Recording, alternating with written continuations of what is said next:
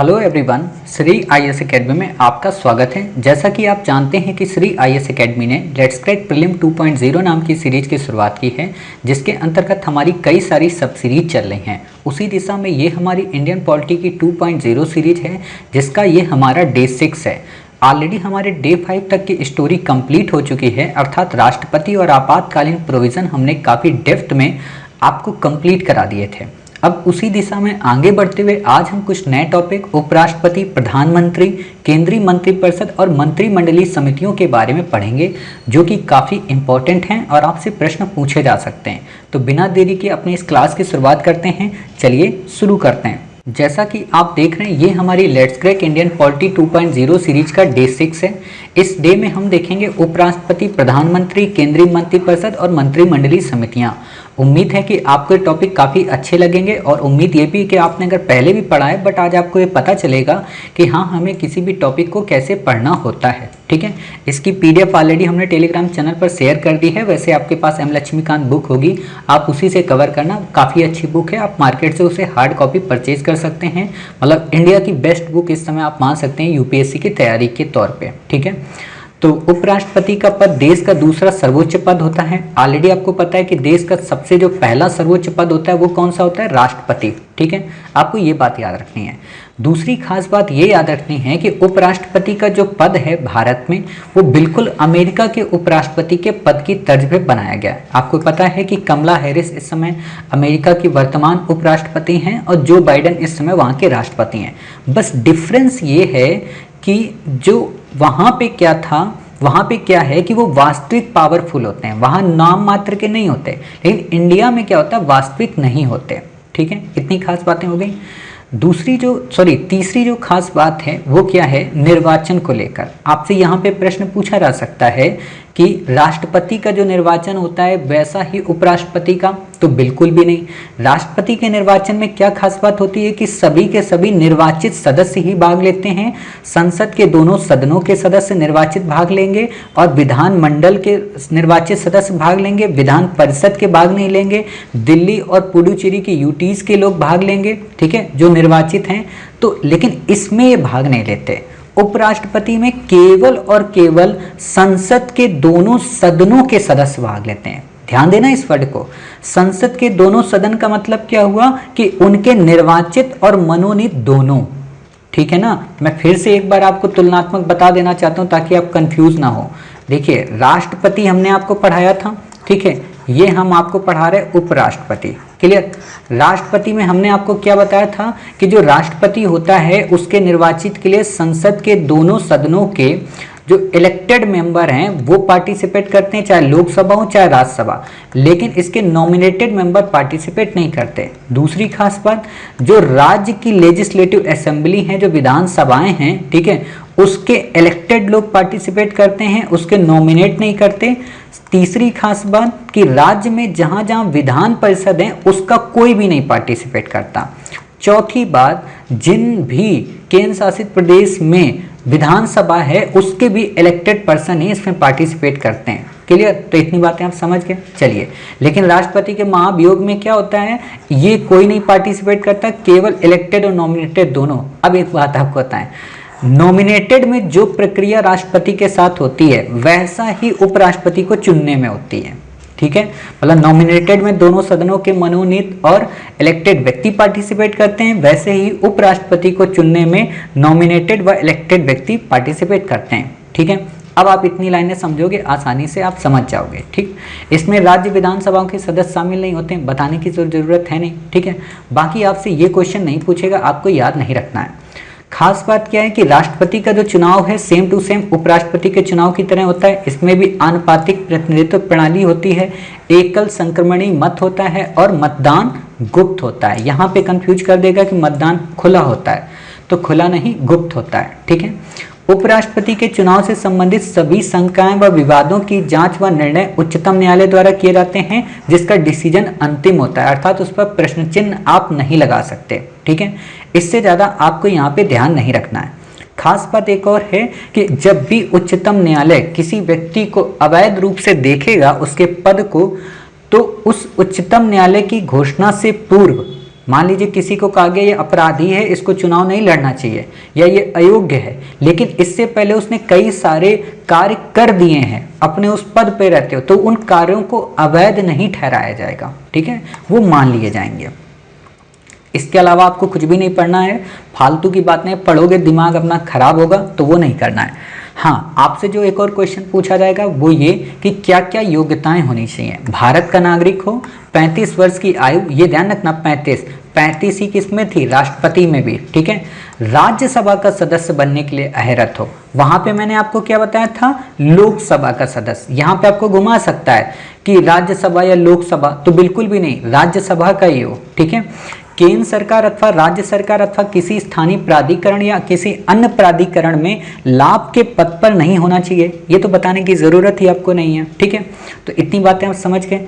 खास बात एक और ये कि एक वर्तमान राष्ट्रपति, उपराष्ट्रपति, किसी का राज्यपाल, संघ राज्य के मंत्री किसी लाभ के पद पर नहीं माने जाते क्योंकि वह उपराष्ट्रपति की उम्मीदवारी के योग्य होते हैं। मान लो कोई व्यक्ति, एक तरीके से आप मान लो राज्य का राज्यपाल है, उसको उपराष्ट्रपति बनाने की बात आ रही, तो वो लाभ का पद नहीं माना जाता है। और एक और बात, संविधान में लाभ के पद को डिफाइन नहीं किया गया है, ठीक। साथ ही एक और याद रखना है कि उपराष्ट्रपति के चुनाव के नामांकन के लिए 20 प्रस्तावक और 20 अनुमोदक चाहिए। राष्ट्रपति के लिए मैंने कितने बताए थे, 50-50, ठीक है। देखो मैं वहां से तुलना भी करा दे रहा हूं ताकि आपको चीजें रिकॉल हो जाएं, ठीक। 15,000 रुपए जमानत के लिए चाहिए। अब अच्छा एक बात बता दो, जमानत जब्त कब होगी, जब 1/6 वैलिड वोट का नहीं मिलता है। हम समझे, जो वैध मत होते हैं उनका अगर 1/6 नहीं प्राप्त होता है तो हम ये कहते हैं कि वो व्यक्ति, जमानत उसकी जब्त हो गई, ठीक। अब आप कमेंट बॉक्स में ये बताना कि इनमें से कौन कौन से उपराष्ट्रपति हैं जो कि राष्ट्रपति भी बने थे, ठीक है। इन लिस्ट में राधा कृष्णन, जाकिर हुसैन, वीवी गिरी, पाठक, हिदायतुल्लाह, शंकर दयाल शर्मा, है ना। इसमें बताना कौन कौन राष्ट्रपति भी बने हैं, ठीक। तो उम्मीद है इतनी बातें आप समझ गए। चलिए अगला इसमें आता है क्या, शपथ कौन दिलाता है। तो सिंपल सी बात है, उपराष्ट्रपति को शपथ कौन दिलाएगा, राष्ट्रपति दिलाएगा या उसके द्वारा नियुक्त कोई व्यक्ति दिलाएगा, ठीक है। पद की शर्तें क्या हैं, वही शर्त है कि किसी भी सदन अथवा राज्य विधायिका के किसी भी सदन का सदस्य ना हो।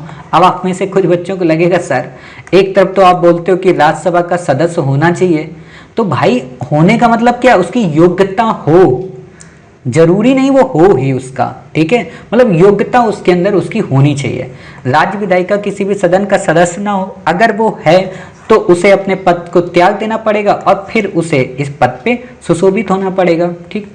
अगली बात आती पदावधि, कब तक वो रह सकता है। तो एक तो 5 वर्ष तक के लिए उसकी अवधि है, हालांकि अपनी पदावधि में किसी भी समय वो राष्ट्रपति को त्याग पत्र दे सकता है। यहाँ पे क्वेश्चन आपको घुमा सकता है कि राज्यसभा के उपसभापति को त्याग पत्र दे देगा, तो बिल्कुल भी नहीं, ठीक है। चलिए अगला यहाँ पे आता है कि उस पर महाभियोग की प्रक्रिया नहीं जरूरी है। ये ध्यान देना, अगर क्वेश्चन ये पूछते कि उपराष्ट्रपति को महाभियोग के द्वारा हटाया जा सकता है, तो बिल्कुल भी नहीं, केवल राष्ट्रपति और उच्चतम न्यायालय के न्यायाधीश के लिए महाभियोग का प्रोसेस है, ठीक है, इनके लिए यहाँ पे नहीं है, मतलब अभी तक के लिए, ठीक है। बाकी आप राज्य निर्वाचन आयोग के बारे में पढ़ते हो तो उसको 2/3 मेजोरिटी से भी हटाते हैं, ठीक।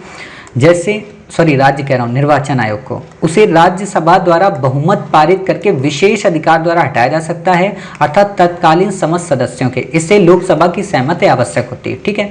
मतलब राज्यसभा के अगर जितने भी लोग हैं वो लोग अगर विशेष अधिकार का, विशेष बहुमत का प्रयोग करें, उससे हटाना चाहेंगे तो उसे हटा सकते हैं, ठीक है। लेकिन ऐसा बहुत कम देखने को मिलता है। ध्यान देने योग्य बात है, संविधान में उसे हटाने का कोई अधिकार ही नहीं प्राप्त है, कोई आधार ही नहीं है। उपराष्ट्रपति अपनी 5 वर्ष की पदावधि के दौरान भी पद पर बना रहेगा जब तक कि उसका पदाधिकारी ना मिल जाए। देखो मोटे तौर पर आप कोई भी बॉडी पढ़ोगे ना, चाहे लोकसभा अध्यक्ष की पढ़ो, चाहे राष्ट्रपति की पढ़ो, चाहे उपराष्ट्रपति की पढ़ो, ऐसा नहीं होगा कि वो सीट खाली ही बनी रहे, है ना। इतना हमारा संविधान रिजिड नहीं है। इसीलिए कहा जाता है भारत का संविधान समय और परिस्थितियों को, नजाकत को ध्यान में रखते हुए अपने आप को ढाल लेता है, और इसीलिए बात यह कि आज तक वो एक जीवंत लोकतंत्र बना हुआ है, ठीक है। तो यही चीज आप समझिए कि मान लीजिए अगर कोई ऐसी बात होती है, कोई पेंडेमिक आ गया, चुनाव नहीं हो पा रहे, तो वो कुछ समय और बना रहेगा, ठीक है, जब तक कोई नया नहीं आ जाता। क्वेश्चन यूपीएससी आपसे ऐसे ही पूछती है कि उपराष्ट्रपति की पदावधि समाप्त होने के बाद उसे अपना पद तुरंत रिक्त कर देना होगा। नंबर 2, जब तक उत्तराधिकारी ना आ जाए तब तक बना रहेगा। तो बिल्कुल सही, ठीक है। तो इतनी बातें समझ गए। कैसे होगा? बर्खास्त कर दिया जाए, मृत्यु हो जाए, त्याग पद दे दे, पदावधि ही समाप्त हो जाए, ठीक। तो इससे ज़्यादा आपको यहाँ पे याद रखने की ज़रूरत कुछ भी नहीं है, ठीक। इतनी बातें हो गई। अब बात आती है शक्तियाँ। तो शक्तियाँ क्या है? खास बात ध्यान रखना कि उपराष्ट्रपति जो होता है वो राज्यसभा का सभापति होता है, ठीक है। राज्यसभा का सभापति मतलब लोकसभा के अध्यक्ष की तरह उसे राज्यसभा में पावर प्राप्त होती है। लेकिन एक बात ध्यान रखना कि उपराष्ट्रपति राज्यसभा का सभापति होता है लेकिन राज्यसभा का सदस्य नहीं होता। समझ गए? आपको यहाँ पे क्वेश्चन क्या घुमा देगा? आपको ऐसे क्वेश्चन घुमाता है, मैं भी अगर थोड़ा और टफ बनाएगा कि लोकसभा का अध्यक्ष लोकसभा का सदस्य होता है जबकि राज्यसभा का सभापति उस सभा का सदस्य नहीं होता, तो आप कहोगे बिल्कुल सही बात है, ठीक है। तो ये बात याद रखना। एक और बात, जब भी सभापति की बात आती है और आपने देखा होगा कोई कमेटी अगर बनाई गई है, किसी की नियुक्ति करनी है, तो सभापति कभी उस कमेटी में नहीं शामिल होगा, हमेशा ध्यान रखना। उपसभापति होगा, जैसे लोकसभा का अध्यक्ष शामिल होगा, ठीक है, उपसभापति, तो उपसभापति आएगा। और एक और बात, जब संयुक्त बैठक होगी तो उपसभापति ही अध्यक्षता करेगा जब लोकसभा का अध्यक्ष विद्यमान नहीं होता या लोकसभा का अध्यक्ष और उपाध्यक्ष विद्यमान नहीं होता तब, ठीक है। लेकिन सभापति नहीं करता है। इतनी बातें आप समझ जाना क्योंकि क्वेश्चन इन्हीं में बहुत घुमाता है और बच्चों को नहीं समझ में आ पाता, ठीक। अब बात आती है जब राष्ट्रपति का पद उसके त्यागपत्र, निष्कासन, मृत्यु अन्य कारणों से रिक्त होता है तो कार्यवाहक राष्ट्रपति के रूप में भी कार्य करता है। इसीलिए तो बनाया जाता है कि मान लीजिए उपराष्ट्रपति राष्ट्रपति का पद अगर त्याग हो गया, मान लो त्यागपत्र दे दिया, निष्कासित कर दिया गया, मृत्यु हो गई, ठीक है, तो कार्यवाहक राष्ट्रपति के रूप में भी वो कार्य करता है। कई सारे हमारे यहाँ ऐसे उपराष्ट्रपति हुए हैं जिन्होंने कार्यवाहक राष्ट्रपति का पद संभाला है, ठीक है। तो वही तो आपसे पूछा है क्वेश्चन, इसलिए हम तो बताएंगे नहीं। संविधान में उपराष्ट्रपति के लिए परिलब्धियां आदि की व्यवस्था नहीं है। उसे जो भी वेतन मिलता है वो राज्यसभा का पदेन सभापति होने के कारण, ये ध्यान रखना। आपसे क्वेश्चन दे देगा कि उसे जो वेतन मिलता है उपराष्ट्रपति के तौर पर मिलता है, तो बिल्कुल भी नहीं। उसे जो वेतन मिलता है वो राज्यसभा के पदेन सभापति के कारण मिलता है, ठीक है। यानी कि राज्यसभा के पदेन सभापति के तौर पर उसे पैसा मिलता है, ना कि वैसे कितना मिलता है क्या नहीं मिलता है इस पे यूपीएससी आपसे क्वेश्चन नहीं पूछती है। खाम का दिमाग इसमें लगाने की ज़रूरत नहीं है। हाँ, थोड़ा सा अमेरिका से तुलना बस देख लो, वो ये कि भारत के उपराष्ट्रपति का पद अमेरिका के उपराष्ट्रपति के पद के समान तो है लेकिन काफ़ी भिन्नता है। क्या? अमेरिका का उपराष्ट्रपति राष्ट्रपति का पद रिक्त होने पर अपने पूर्व राष्ट्रपति के कार्यकाल के शेष अवधि तक उस पर पद बना रहेगा, ठीक है। जबकि भारत में क्या है, भारत में शेष कार्यकाल तक नहीं बना रहेगा, कार्यवाहक मतलब जब तक नया ना आ जाए। अमेरिका में सपोज करो 4 साल में राष्ट्रपति का चुनाव होता है, किसी की मृत्यु 2 वर्ष में हो गई, मान लो जो बाइडेन मर गए, ठीक है, तो अगले 2 वर्ष तक वहां की राष्ट्रपति कौन रहेंगी? कमला हैरिस, ठीक है। ये बात ध्यान रखना। अब जब वो कमला हैरिस रहेंगी वहाँ पे, तो ये बात आप बताइए कि इंडिया में क्या होगा? इंडिया में ऐसा नहीं होगा। इंडिया में मान लो 2 वर्ष की बात आई, हालांकि इंडिया में तो 5 वर्ष है, ठीक। तो 5 वर्ष में मान लो 2 वर्ष के बाद देहांत हो गया, तो अगले 3 वर्ष तक उपराष्ट्रपति नहीं रहेंगे। क्या होगा कि 6 महीने के अंदर अंदर चुनाव कराया जाएगा, परिस्थितियों को देखकर उस हिसाब से उनको बनाया जाएगा, ठीक है। हालांकि 6 महीना कंडीशन है नहीं, बट माना ही जाता है कि 6 महीने के अंदर अंदर हम ऐसी चीज़ें कर सकते हैं, ठीक है। बाकी यहाँ पे आपसे क्वेश्चन नहीं पूछेगा। हाँ, राष्ट्रपति जो होता है वो राज्य का प्रमुख होता है जबकि प्रधानमंत्री सरकार का प्रमुख होता है। मतलब आपको उपराष्ट्रपति में केवल इतना ही पढ़ना है, ठीक है। इससे ज़्यादा आपसे क्वेश्चन नहीं आएगा, ना ही आपको याद रखना है, ना ही आपको दिमाग में लगाना है। हाँ, जब हम आपको पढ़ाएंगे क्या, संसद पढ़ाएंगे, तो वहाँ पे हम आपको राज्यसभा के बारे में जब डिटेल में पढ़ाएंगे तो एक बार फिर से इनकी चर्चा होगी और अगला जो हमारा पार्ट आएगा डे, उसमें हम संसद के बारे में ही पढ़ेंगे, ठीक है। तो यहाँ पे हम देख लेते हैं अब अपने नया पार्ट को, प्रधानमंत्री के बारे में, ठीक है।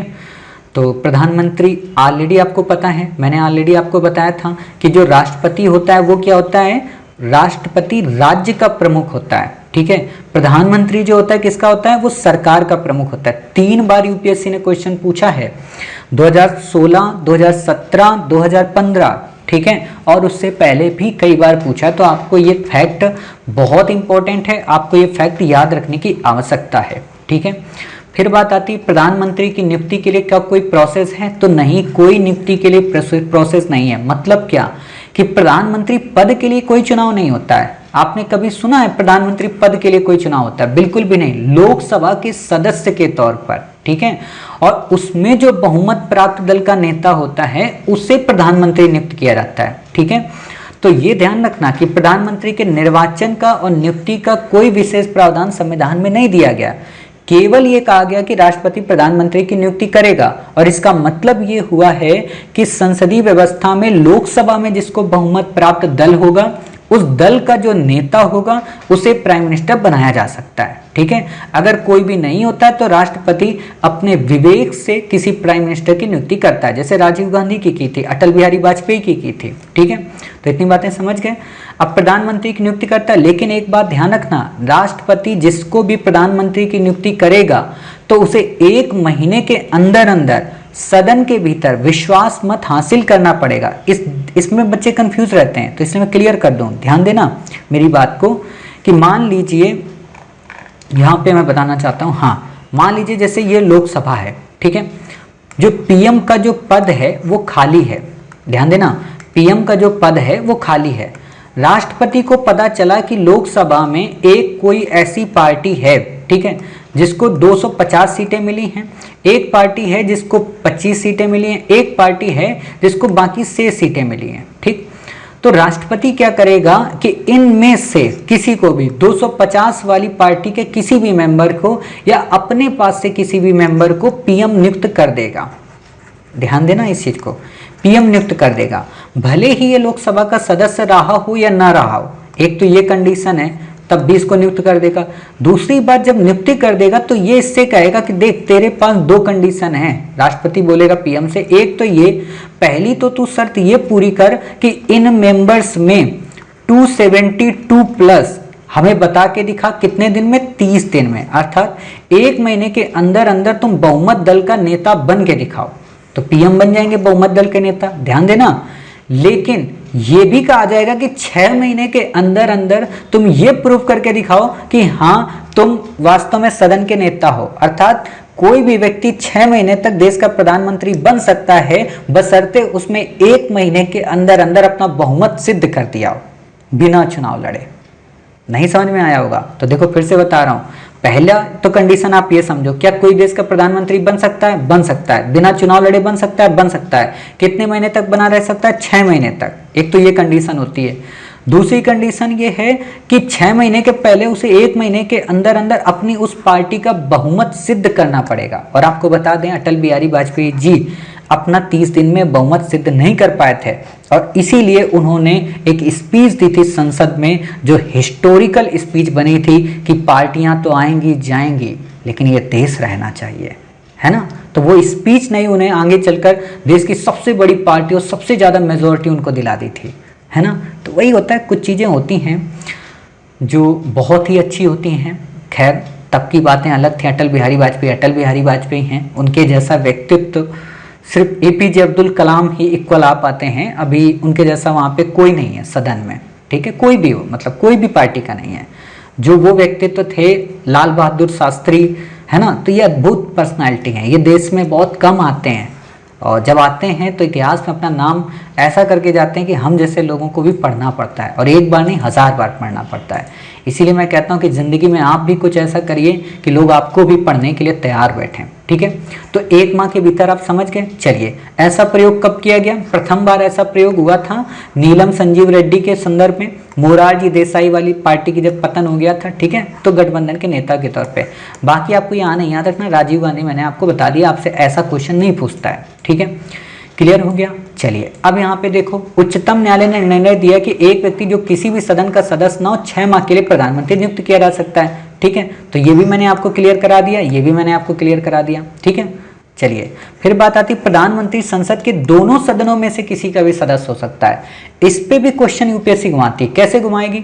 जैसे आपको देखो मैं बताता हूँ, ऐसे क्वेश्चन बहुत आते हैं, इसलिए बुद्धि लगा के मतलब याद करना, फिर दिमाग से ये मत कहना कि सर हमको तो पता ही नहीं था। एक पहले ये बात बताओ, लोकसभा को हम क्या कहते हैं? लोकसभा को हम क्या कहते हैं? निम्न सदन, ठीक है। ये भी लाइनें आप लिख लो क्योंकि वहाँ एग्जाम हॉल में नहीं याद आती हैं।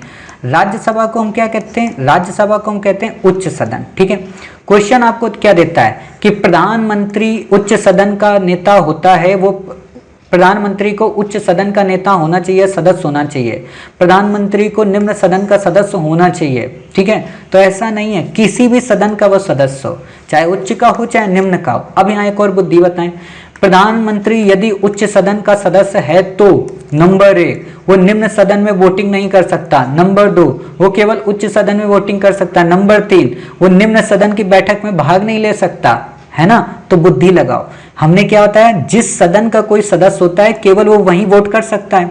तो निम्न सदन का अगर सदस्य नहीं है तो वोट कहाँ करेगा? केवल राज्यसभा में। ठीक है, बैठक में तो किसी में भी भाग ले लेगा।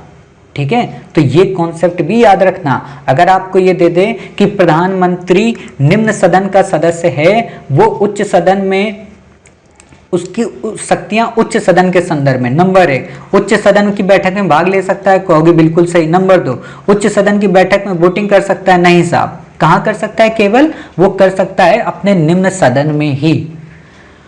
ठीक है भाई साहब, चलिए, जैसे एक क्वेश्चन मैंने आपको ऑलरेडी बताया था कि मुख्यमंत्री, ठीक है, मुख्यमंत्री निम्न सदन का सदस्य है, वहां पे भी होता है ना विधानसभा और विधान परिषद, तो विधानसभा वहां निम्न सदन होती है, मुख्यमंत्री विधानसभा निम्न सदन का सदस्य है, नंबर 1 वो राष्ट्रपति के चुनाव में भाग ले सकता है, नंबर 2 वो उपराष्ट्रपति के चुनाव में भाग ले सकता है। ठीक है, तो आप क्या बताओगे?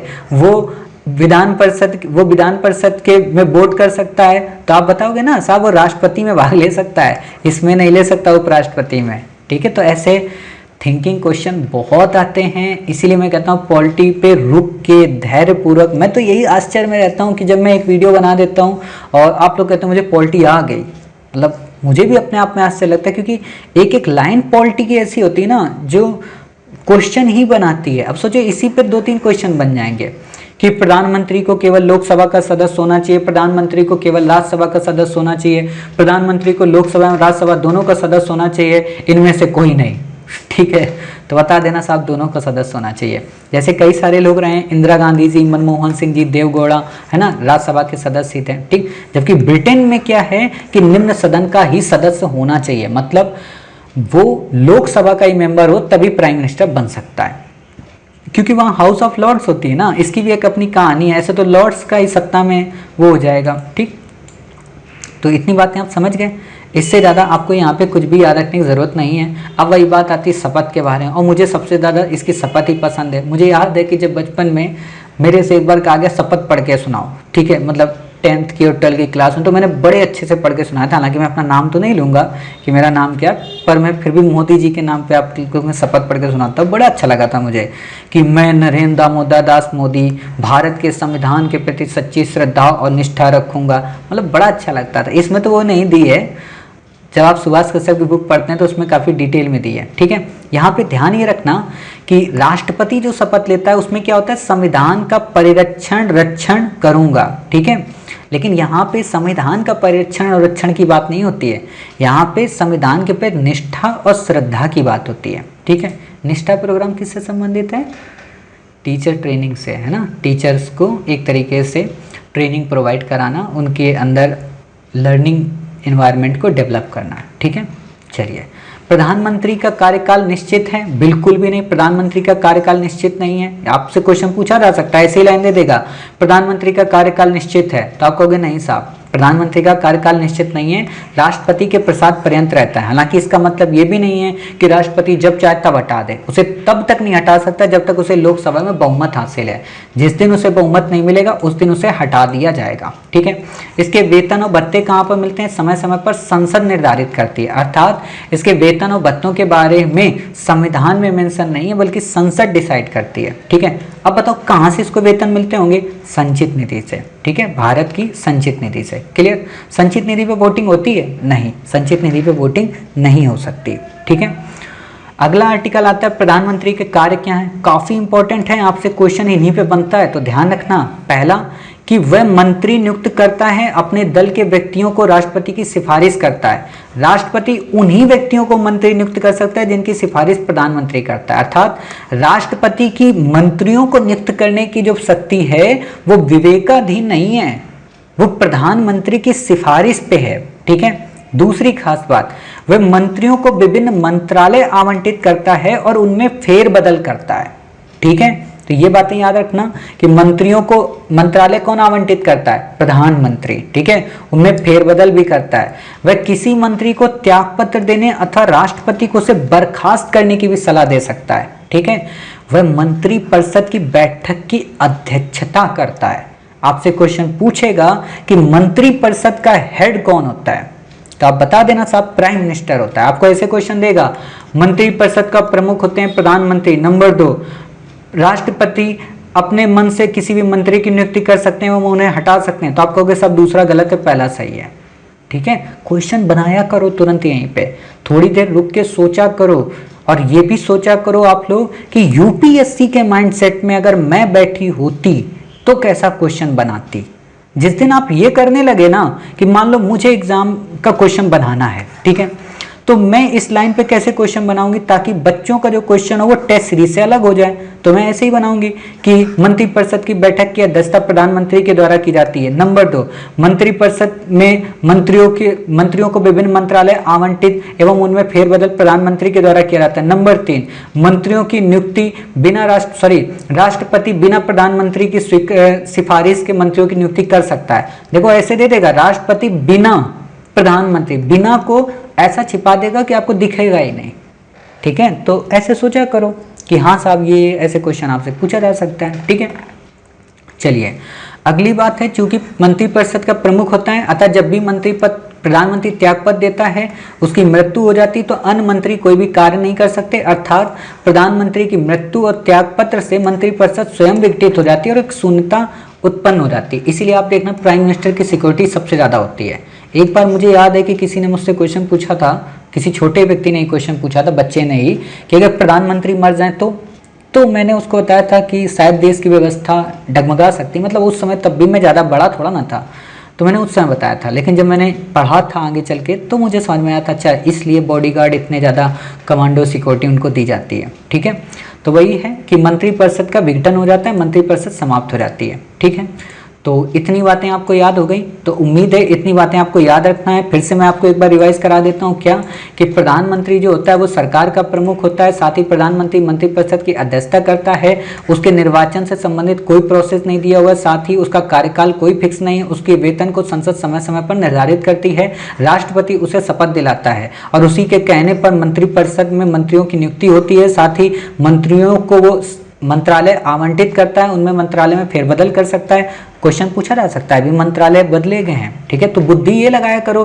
कि कौन मंत्री बना है कौन नहीं, ये नहीं, ये लगाया करो कि मंत्री बनाने का, मंत्री परिषद का, कैबिनेट का प्रोसेस क्या होता है।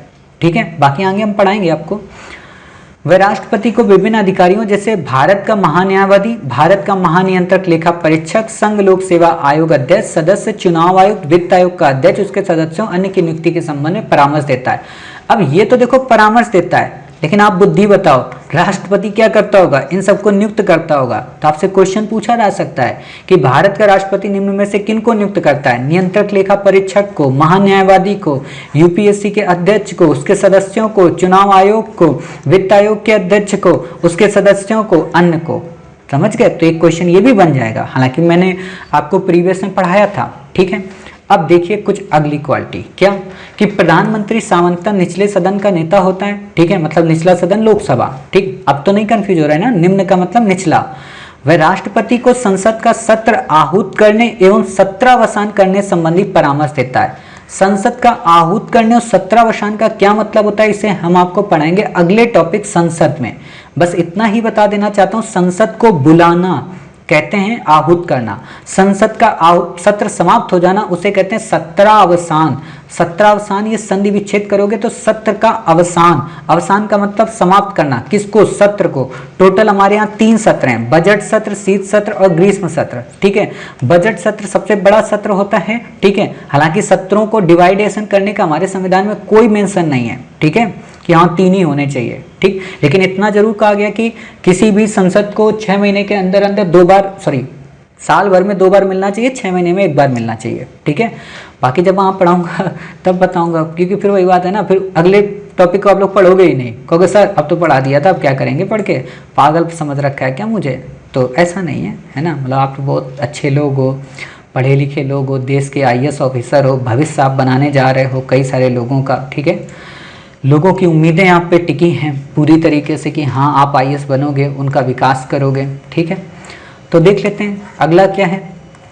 किसी भी समय लोकसभा विघटित करने की सिफारिश कर सकता है, मतलब कह देगा कि भाई लोकसभा थक गए हैं, अब हम भी जा रहे हैं हिमालय पे छुट्टी, है ना, तो विघटित करने की बात कर सकता है। अन्य कौन कौन सी शक्तियां, आपसे क्वेश्चन पूछा जा सकता है, ध्यान रखना। नीति आयोग का हेड होता है, राष्ट्रीय एकता परिषद या अंतर्राज्यीय परिषद का हेड होता है। अब एक बात बता दो, जो अंतर्राज्यीय परिषद होती है वो कॉन्स्टिट्यूशनल बॉडी है या स्टैच्यूरी बॉडी है, ठीक है। राष्ट्रीय जल संसाधन परिषद का हेड होता है, राष्ट्र की विदेश नीति को मूर्त रूप देता है, केंद्र सरकार का प्रमुख वक्ता होता है। यहाँ पे क्वेश्चन आपको दे देगा, केंद्र सरकार का प्रमुख वक्ता होता है प्रधानमंत्री, तो बताना ना सही। आपातकाल के दौरान राजनीतिक स्तर पर आपदा प्रबंधन मैनेज करता है, सेनाओं का राजनीतिक प्रमुख होता है। इस पे क्वेश्चन घुमा देगा, क्यों? क्योंकि सेनाओं का राष्ट्राध्यक्ष कौन होता है? राष्ट्रपति, ठीक है, तीनों सेनाओं का हेड।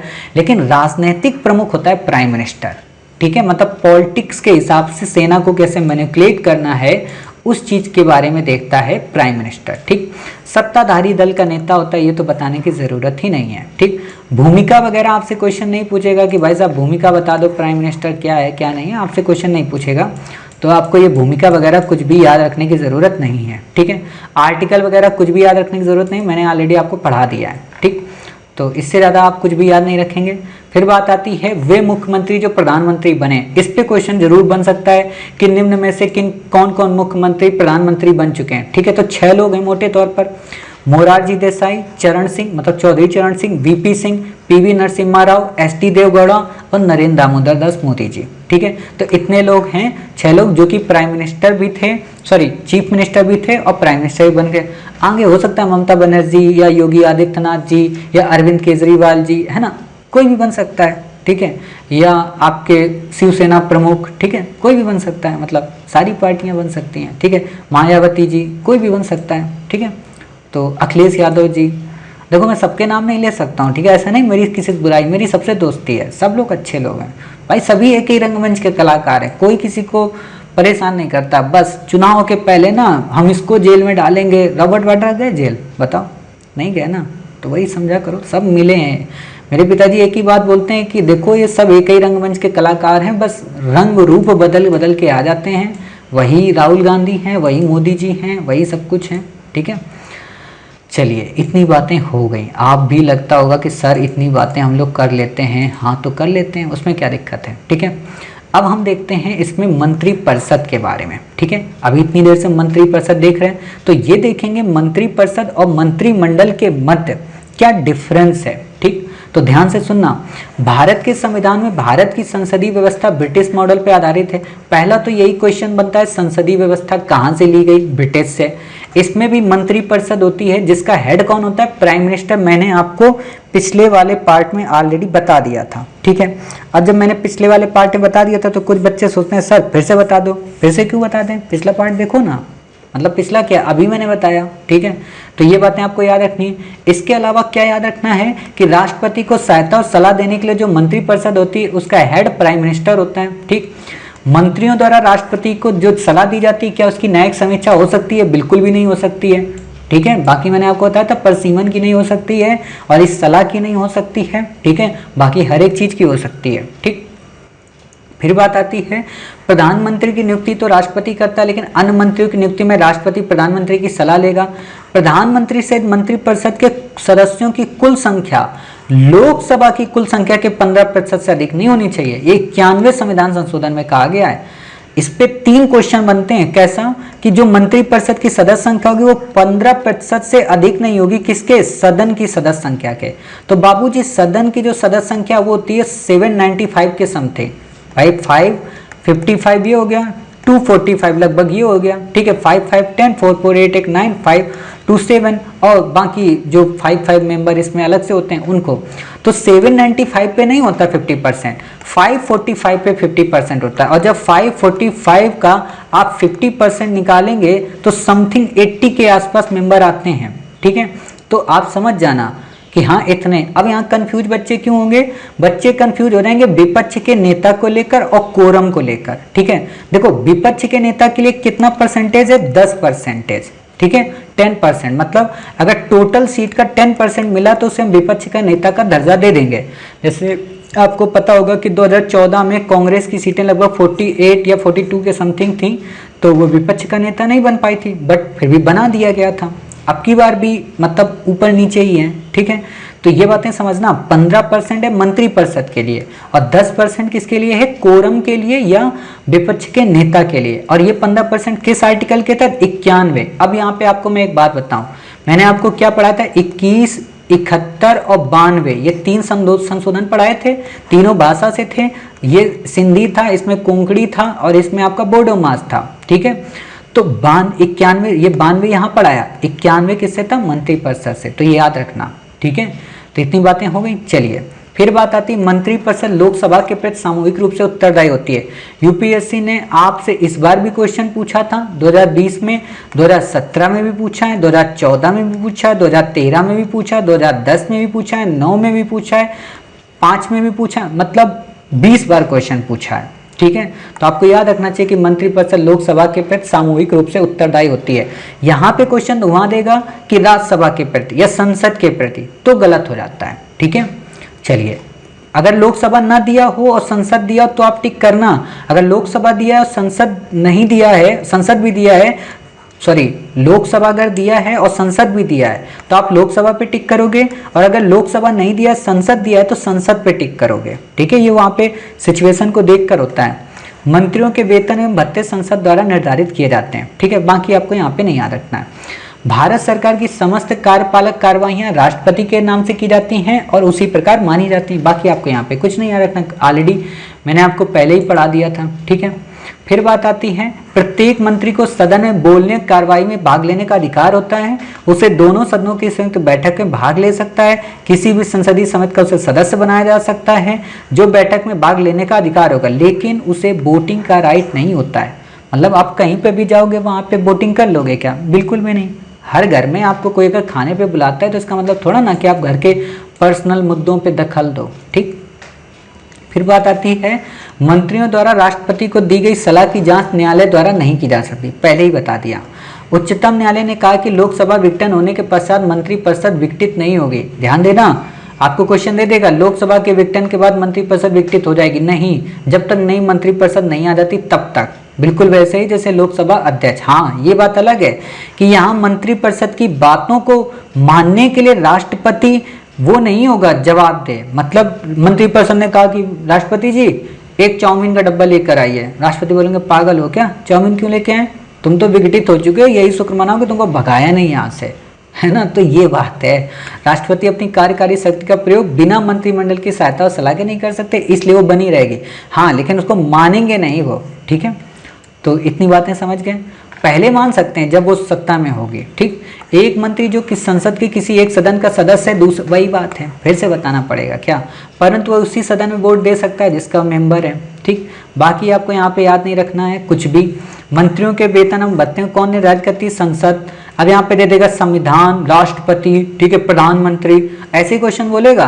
मंत्रियों के वेतन एवं भत्ते का निर्धारण समय समय पर किया जाता है। नंबर 1 राष्ट्रपति द्वारा, नंबर 2 प्रधानमंत्री, नंबर 3 संसद और नंबर 4 स्वयं।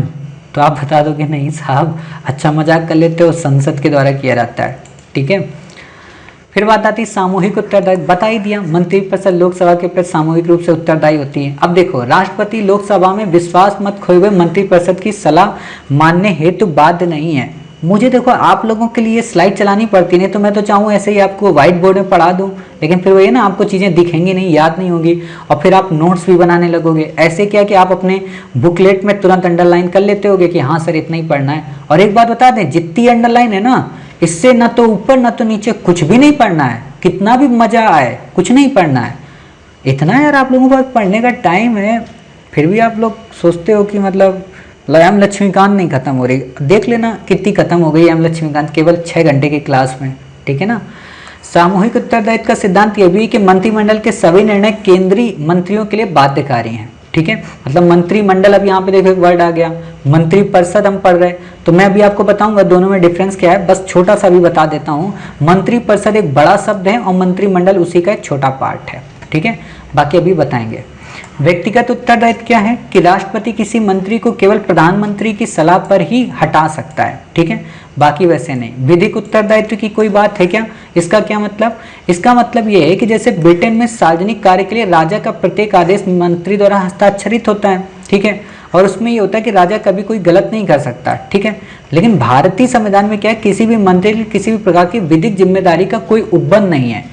ये आवश्यक नहीं कि राष्ट्रपति द्वारा जनहित में जारी किसी आदेश पर कोई मंत्री प्रति हस्ताक्षर करे, यहाँ तक कि मंत्री द्वारा राष्ट्रपति को दी गई सलाह की जांच भी न्यायालय के क्षेत्र से बाहर है, ठीक है। इतनी बातें आपको यहाँ पे याद रखनी, क्लियर। अब देखते हैं अगला, मंत्रिपरिषद की संरचना। इसमें क्या होता है, कैबिनेट मिनिस्टर, केंद्र सरकार के महत्वपूर्ण मंत्रालय, गृह मंत्रालय, रक्षा मंत्रालय, वित्त मंत्रालय, विदेश व अन्य मंत्रालय, ठीक है, ये सारे मंत्रालय आते हैं, इन्हीं को कैबिनेट सदस्य बोलते हैं, अभी बताएंगे सब कुछ, ठीक है। राज्य मंत्रालयों के अंतर्गत स्वतंत्र प्रभार के मंत्री, देखो ये आपको नहीं पढ़ना होता है, बात यही होती है ना, हम लोग क्या करते हैं, इंडियन पॉलिटी पढ़ते हैं, ध्यान देना, इंडियन पॉलिटी, और इंडियन पॉलिटी की जगह हम क्या पढ़ने लगते हैं, संसद। आप पॉलिटिकल साइंस के स्टूडेंट थोड़ा ना हो, और यही जब डिफरेंस हो जाता है ना, तब आपका यूपीएससी निकल जाता है। सबसे बड़ी बात है कि बच्चों को जीएस में और ऑप्शनल में पढ़ाने वाला कभी अंतर नहीं कर पाता है कि जीएस का मतलब क्या होता है, जनरल स्टडी, और जीएस में भी कुछ लोग क्या हैं, जीएस को जीके समझने की भूल कर देते हैं। अरे बच्चों ये याद कर लेना, राज्य मंत्री, बच्चों ये भी याद कर लेना। अरे प्रभु, जीके लिखता यूपीएससी, जनरल स्टडी क्यों लिखा उसने, जनरल नॉलेज लिखता। तो कभी ये भी बुद्धि लगाया करो कि हाँ यूपीएससी ने आखिरकार इतना सोच विचार के क्यों सिलेबस बनाया है। तो वही है, जब मैंने बात की थी कि आखिरकार जीएस और जीके में क्या डिफरेंस होता है, तो बड़ा अच्छा उसने यूपीएससी के पर्सन ने जवाब दिया था, है ना। तो उसी हिसाब से हम आपको पढ़ाते हैं, ठीक। तो वही है, जितना पढ़ा दें बस उतना ही याद रखो, उससे ऊपर ना तो भूत में आया है ना भविष्य में कभी आएगा। अब बाकी तो 2 महीने बाद खुद ही जान जाओगे कि हाँ मास्टर जितने पढ़ाए थे उतने ही आए। हालांकि वे कैबिनेट के सदस्य नहीं होते, उनकी बैठकों में भाग नहीं लेते, ठीक है, मतलब जो कैबिनेट के मेंबर नहीं होते, जो राज्य मंत्री होते हैं, वो कैबिनेट में भाग नहीं लेते। अगले मंत्री आते हैं उप मंत्री का, मतलब एक सीक्वेंस होता है हर एक मंत्री का, जैसे मैं आपको अब दिखाई देता हूँ। जैसे कि मैंने आपको बताया कि यहाँ पे कुछ महत्वपूर्ण मंत्रालय होते हैं, ठीक है, कुछ मिनिस्टर होते हैं कैबिनेट मिनिस्टर, ठीक, कुछ होते हैं उन्हीं के सहकारी मतलब राज्य मंत्रालय के, ठीक, कुछ होते हैं स्वतंत्र प्रभार के। 3 टाइप के मोटे तौर पर मंत्री माने जाते हैं, ठीक है। तो वही बात है, तो वो लोग भाग नहीं लेते हैं जो स्वतंत्र प्रभाव के होते हैं। उप मंत्री जो होते हैं उन्हें स्वतंत्र प्रभार नहीं दिया जाता है, उन्हें कैबिनेट या राज्य मंत्रियों के साथ ही उसे नियुक्त कर दिया जाता है, ठीक।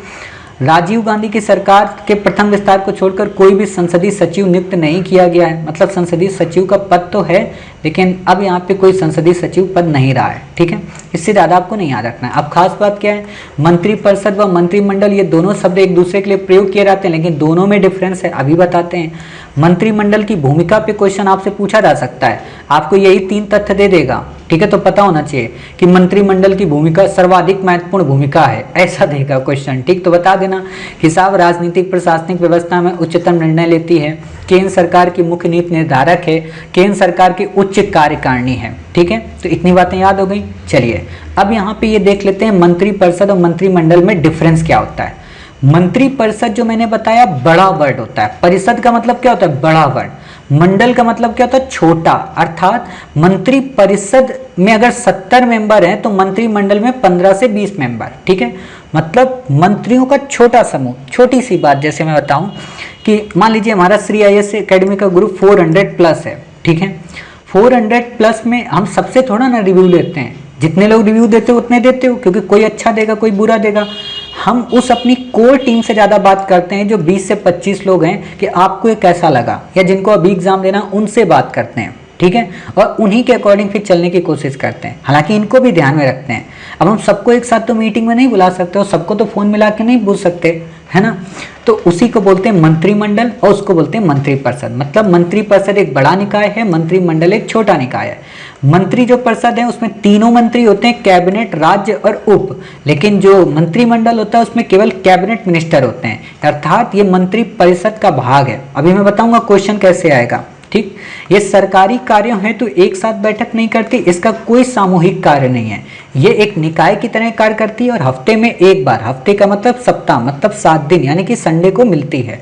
इसमें सभी शक्तियां प्राप्त हैं, बट कागज में इसमें रियल में पावर है। ठीक है, कहा नहीं जाता कैबिनेट का डिसीजन आया, कोरोना इतने दिन बढ़ा, कैबिनेट का डिसीजन आया, मंत्रिमंडल में फेरबदल।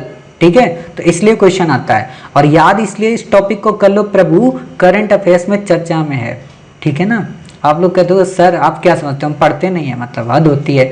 रात दिन खाना भूल गए आपके चक्कर में, इतनी मोहब्बत हो गई पढ़ाई में कि ज़िंदगी में कभी नहीं हुई थी, और आप हमारे ऊपर ही आरोप लगा रहे हो। सर अच्छा नहीं लगता है। मतलब कुछ बच्चे ये सोच रहे होंगे ना मन ही मन में कि सर इतना तो पढ़ते हैं, घर छोड़ दिया, बार छोड़ दिया, दोस्त छोड़ दिए, सहेली छोड़ दी, मतलब सब कुछ छोड़ दिया, मतलब, और आप कहना चाहते हो कि हम पढ़ाई नहीं करते हैं। इतने भी गंदे नहीं हैं सर, मानते हैं भाई आप लोग इतने गंदे नहीं हो। ठीक है, मतलब आप गंदे ही नहीं हो। इतने गंदे का मतलब क्या हुआ। ठीक है, चलिए अगला इसमें क्या आता है, इसमें आता है इसके कार्यों का निर्धारण मंत्रिमंडल करता है। मंत्रिमंडल ये मंत्रिपरिषद को राजनीतिक निर्णय लेकर निर्देश देता है, सभी मंत्रियों पर बाध्यकारी होते हैं। ये मंत्रिमंडल के निर्णयों को लागू करती है, मतलब समझो मंत्रिपरिषद को जो मंत्रिमंडल आदेश देगा उसी को फुलफिल वो करती है। ये एक कॉन्स्टिट्यूशनल निकाय है, ध्यान देना, मंत्रिपरिषद एक संवैधानिक निकाय है। और जबकि ये जो मंत्रिमंडल आपका है मूल रूप से शामिल नहीं था, इसे 44वें संविधान संशोधन के द्वारा शामिल किया गया है और अनुच्छेद 352 में इसकी व्याख्या की गई है। ठीक है, तो इतनी बातें आपको यहाँ पे ध्यान देना है, हालांकि इसके कार्यों और शक्तियों का विवरण नहीं है। ठीक, तो आपसे क्वेश्चन पूछा जा सकता है कि क्या मूल संविधान में मंत्रिमंडल था, तो नहीं था। ठीक है, मूल संविधान में क्या था, मंत्रिपरिषद, और वो एक कॉन्स्टिट्यूशनल निकाय है। ठीक, बाकी आपको यहाँ पे कुछ भी याद रखने की जरूरत नहीं है। ये सामूहिक रूप से लोकसभा के प्रति उत्तरदायी होती है। ये मंत्रिपरिषद की लोकसभा के प्रति सामूहिक जिम्मेदारी को लागू करता है। ठीक है, मतलब मंत्रिमंडल लागू वो नहीं होता है, ध्यान देना। अगर आपसे क्वेश्चन पूछ दे मंत्रिमंडल सामूहिक रूप से उत्तरदायी होता है, तो नहीं, मंत्रिपरिषद। ठीक है, इसीलिए तो इसको विधायिका बोलते हैं ना, तभी तो कार्यपालिका, सॉरी, इसीलिए इसको कार्यपालिका बोलते हैं, तभी तो उसके प्रति विधायिका के प्रति उत्तरदायी होती है। ठीक, अब आपसे क्वेश्चन क्या पूछेगा, मैं मतलब इतना तो पढ़ा दिया, आपको ऐसे पूछेगा कि मंत्रिमंडल एक लघु निकाय है जबकि मंत्रिपरिषद एक दीर्घ निकाय है। मंत्रिमंडल को सभी शक्तियां प्राप्त हैं लेकिन कागजों में, लेकिन मंत्रिपरिषद को वास्तविक रूप से शक्तियां प्राप्त हैं। ठीक है, मंत्रिमंडल जो होता है वो संवैधानिक निकाय है जबकि मंत्रिपरिषद का मूल संविधान में उल्लेख नहीं था। आप कहोगे सर केवल एक सही है, बाकी दूसरा और तीसरा गलत है। क्यों? क्योंकि दोनों आपने उल्टे बोल दिए। कारण कि जो मंत्रिमंडल होता है उसको कागज में शक्तियां नहीं होती, उसको वास्तविक होती हैं। मंत्रिपरिषद को कागज में होती हैं। और रही बात जो आप कॉन्स्टिट्यूशनल की बात कर रहे हो, तो मंत्रिमंडल कॉन्स्टिट्यूशनल नहीं है, मंत्रिपरिषद कॉन्स्टिट्यूशनल है। ठीक है, तो इतनी बातें हो गई। चलिए, इतनी बातें जब हो गई तब बात आती है मंत्रिमंडल के बाद यहाँ पे हम देखेंगे क्या कुछ इंपॉर्टेंट फीचर, वो देख लेते हैं कि आपदा प्रबंधक सभी आपातकालीन, ये तो आपसे नहीं पूछेगा। हाँ, यहाँ पे आपको कुछ भी नहीं याद रखना है, भूमिका किस चीज़ को लेकर, कैबिनेट के बारे में, मतलब कैबिनेट क्या होती है उसके बारे में। ठीक है, तो यहाँ पे आपको नहीं याद रखना है, बस इतना याद रखना कि केंद्रीय प्रशासन की मुख्य समन्वयक होती है। यहाँ पे शायद एक पेज मिस है क्या नीचे, अच्छा हाँ ये वाला पेज, हाँ, मंत्रिमंडल की भूमिका हम पढ़ रहे थे ना, तो केंद्र सरकार की उच्च कार्यकारिणी होती है, तो आपको ये याद रखना है। ठीक, फिर यहाँ पे केंद्रीय प्रशासन, इतना तो आपको याद ही रहेगा। राष्ट्रपति की सलाहकारी है, परामर्श है, उस पर बाध्यकारी है। ध्यान देना, मंत्रिपरिषद जो भी सलाह राष्ट्रपति को देगी ना, विश्वास मत में अगर है तो राष्ट्रपति को मानना अनिवार्य है। ऐसा नहीं कि राष्ट्रपति उसकी बात नहीं मानेगा, राष्ट्रपति को मानना अनिवार्य है। ठीक, मुख्य आपदा प्रबंधक है, सभी आपातकालीन स्थितियों से निपटती है। ठीक है, विदेश नीतियों और विदेश मामलों को ध्यान में रखती है। ठीक है, इतनी बातें हो गई। चलिए, फिर बात आती है आंतरिक किचन या किचन कैबिनेट। ये 15 से 20 मिनिस्टर्स का एक ग्रुप होता है जिसमें प्राइम मिनिस्टर प्रमुख होते हैं। मतलब वही आप ऐसे समझ सकते हो, जैसे मान लो राजनाथ सिंह जी हो गए, ठीक है, बिग बॉस चाणक्य अपने हो गए, ठीक है, जयशंकर प्रसाद जी हो गए, ठीक है, स्वयं मोदी जी हो गए, ठीक है, और हमारे फाइनेंस जो मिनिस्टर हैं वो हो गई। ठीक है, इतने लोग मिलके अपना एक ग्रुप बना लेते हैं कि हाँ हमें सबको बुलाने की ज़रूरत नहीं है कैबिनेट में। ठीक है, तो इसको बोलते हैं किचन कैबिनेट। ठीक, फिर बात आती है मंत्रिमंडलीय समितियों के बारे में। ऑलरेडी इसको मैं करंट अफेयर्स में आपको कराया था, बट यहाँ पे फिर भी हम आपको पढ़ा देते हैं ताकि जिन बच्चों ने करंट अफेयर्स में नहीं पढ़ा था तो वो यहाँ से भी समझ जाएं, ठीक है। तो खास बात क्या है कि ये गैर संवैधानिक अथवा संवैधानेतर है, मतलब इनका संविधान में उल्लेख नहीं है, मूल रूप से ये संविधान में नहीं है। खास बात ये दो तरह की होती है, स्थायी और तदर्थ, ठीक है। स्थायी का मतलब क्या होता है, परमानेंट। तदर्थ का मतलब कुछ समय के लिए। स्थायी का मतलब हमेशा ही बनी रहेंगे। तदर्थ का मतलब जो काम के लिए उनको गठित किया गया वो काम हो गया, उसके बाद उनको हटा दिया गया, ठीक।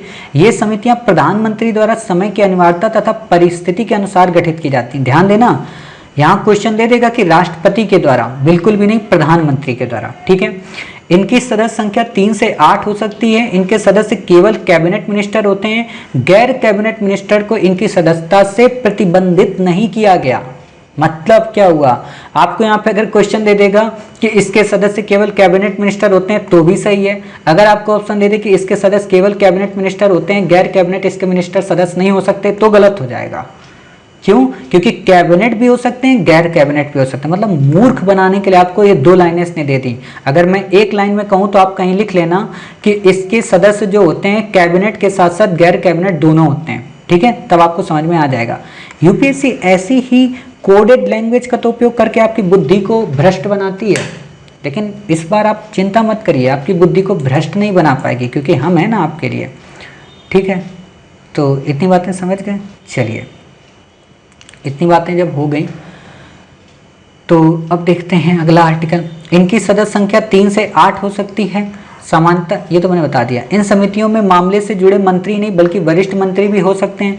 समितियों के प्रमुख प्रायः प्रधानमंत्री होते हैं, मतलब अधिकांश जो समितियां हैं उनके हेड कौन होते हैं, प्राइम मिनिस्टर। लेकिन कुछ ऐसी समितियां जिसके गृह मंत्री और वित्त मंत्री दोनों हेड होते हैं, ठीक है।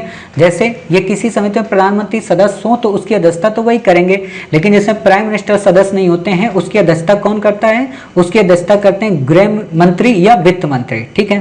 तो अब आपको ये समितियां हैं, ये समितियां आपको देख लो, ठीक है, कौन कौन सी समितियां हैं। बाकी आपसे समितियों का नाम नहीं पूछेगा कभी भी, ठीक है, तो आपको ये याद रखना है।